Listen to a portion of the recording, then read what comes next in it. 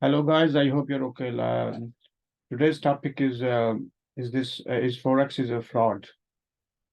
Uh, First of all, you're probably watching this video because you're not sure that people can make money in Forex, or you probably lost a lot of money in Forex. So you're not sure whether you can really make money in this or not. So let me tell you, there's a good news and a bad news. The bad news is most of the forex traders lose money. Uh, so this is the bad news. But the good news is around 5 to 10% uh, people who do forex, they make money. So where does money come from? Money come from the people who lose money. Um, Basically, when you are putting orders, buy or sell orders, there you are bidding. Uh, and you are predicting that if this price comes on this price, my order will be sold or bought.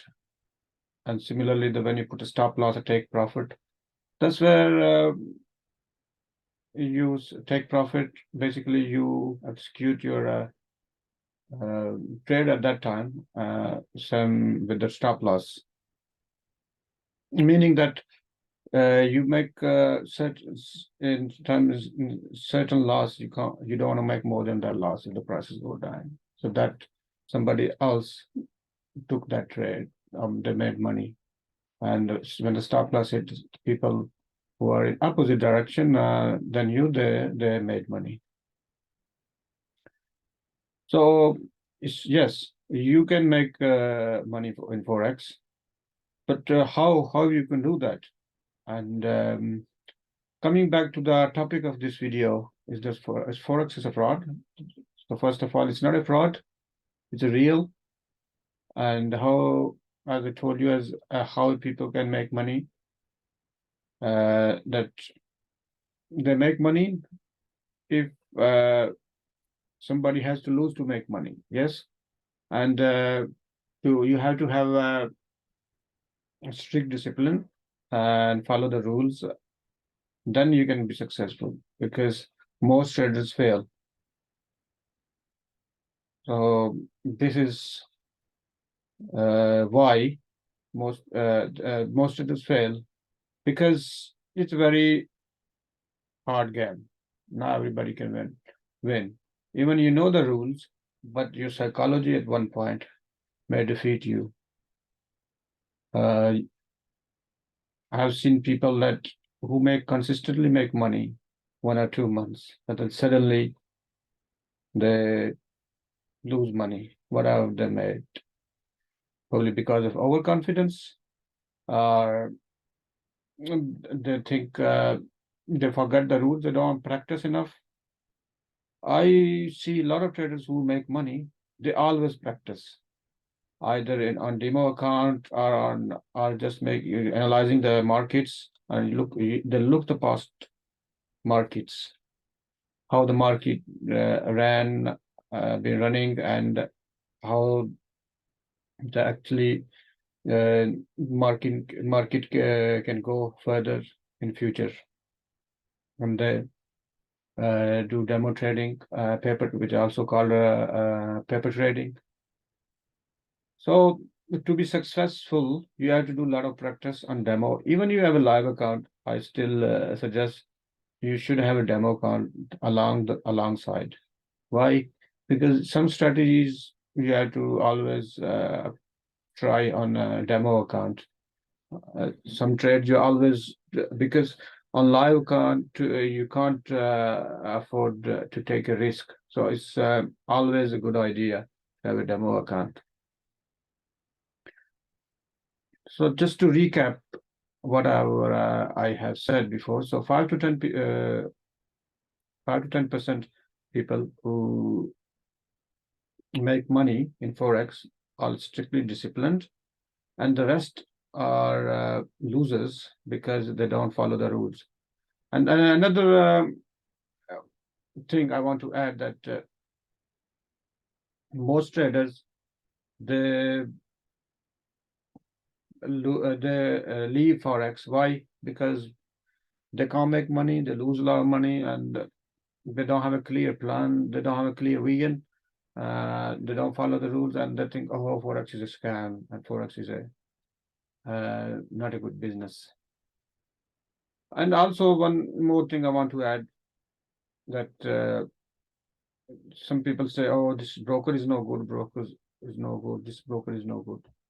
The brokers have problems, of course they do, like any other business. It doesn't matter what you do, any other business, there are problems along the line.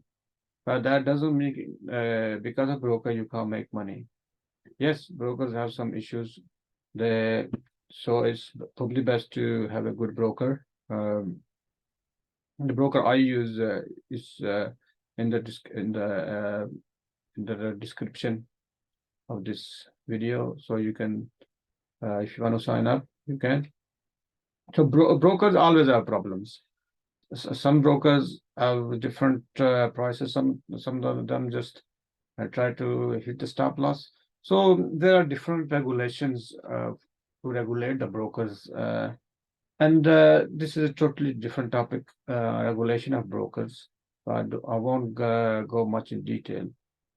But the basic idea I want to share with you, that always choose a good broker, which is a lot of people use a good rating, a good regulations. When it comes to regulation, I just want to point out that most regulated brokers don't have a big leverage. But if you are working steadily and slowly and want to grow up your account for long term, then I think it's a good idea to have a low leverage broker, which is more regulated broker. However, if you have too much, if you want to risk too much, or you're an aggressive trader, you want to take more leverage trades, you have to have good skills, and then any broker which have less regulations or can do. So there are unbelievable stories about the brokers. Some of the brokers have so much bad reputation. So always try to get a good broker which have a good standing. If not very well regulated, but at least it should have good standing, good reputation. So in that way, you probably have more leverage as well. And also, you can always test the brokers with small amount of money, because demos always won't give you the same situation as live accounts. And you probably put small amount of money in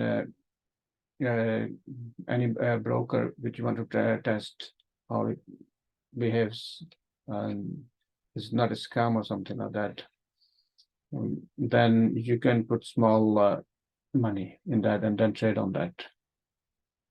I hope this is useful, and if you have any comments, if you want me to make some more videos, get back to me, and I'll make some more videos. Okay, thank you.